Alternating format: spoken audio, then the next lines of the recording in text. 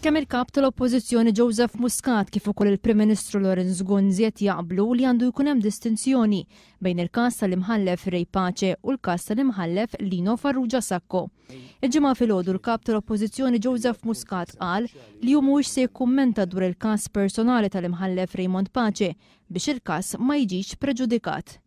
Żied iżda li ma jistax ikun hemm ġudikant li jkun qed jitressa l-qorti b'akkuża kriminali u li dan kollu jagħmel il-pożizzjoni tal-imħallef Pace intenibbli. Joseph Muscat qal li l-Partit Laburista jaqbel li l-każ tal-imħallef Pace irid jitressa quddiem il-Kummissjoni għall-Amministrazzjoni tal-Ġustizzja biex wara titressaq mozzjoni biex huwa jitneħħa minn imħallef.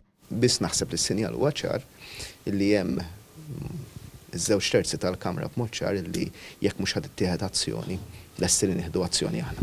Dwar il-każ tal-imħallef Lino Farrugia Sacco, Joseph Muscat qal li wieħed irid jistenna se joħroġ mill-Kummissjoni għall-Amministrazzjoni tal-Ġustizzja. Best practice titlob li l-ewwel il-Prim Ministru jgħaddi il-mozzjoni kriti jmexxi mozzjoni lill-Kummissjoni.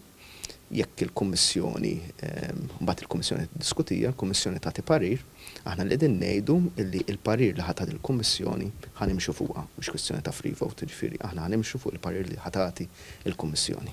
Min-naħa tiegħu minn Brussell il-Prim Ministru Laurence Gonzi wkoll qal li jara distinzjoni bejn il-każ tal-imħallef Pace u dak tal-imħallef Farrugia Sacco. Madankollu skont il-Prim Ministru bl-aġir tagħhom iż-żewġ imħallfin poġġew ir-reputazzjoni tal-ġudikatura f'dubju. Fuq din il-bażi Laurence Gonzi qal jekk l-imħallef Ray Pace u l-imħallef Lino Farrugia Sacco fis-sigħat li ġejjin mhumiex se jirriżenjaw minn jeddhom minn imħallfin huwa ser ikun qed iressaq mozzjoni biex dawn ma jibqgħux imħallfin. Il-proċedura biex tkun ippreżentata mozzjoni biex imħallef jitneħħa tinvolvi li din titressaq lill-Speaker tal-Parlament li min-naħa tiegħu jippreżenta lill-Kummissjoni għall-Amministrazzjoni tal-Ġustizzja.